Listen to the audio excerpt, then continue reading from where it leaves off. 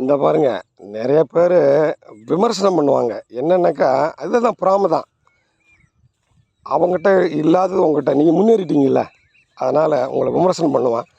விமர்சனங்களை எட்டி தள்ளுங்கள். இன்னொன்று உங்களை பின்னாடி நின்று விமர்சனம் பண்ணுறான்னாக்கா என்ன அர்த்தம்னாக்கா, நீங்கள் முன்னேறி போயிட்டுருக்கீங்கன்னு அர்த்தம் நீங்கள் புரிந்து கொள்ள வேண்டும். அவங்க விமர்சனம் பண்ணுற அளவுக்கு உங்கள் வாழ்க்கை மாறிவிட்டது. அதனால் விமர்சனத்தை பற்றி கவலைப்படாதீங்க. இப்போ நீங்கள் ஒருத்தனை கிராஸ் பண்ணுறீங்க, அவன் விமர்சிப்பான், அது உங்கள் காதில் விழும்.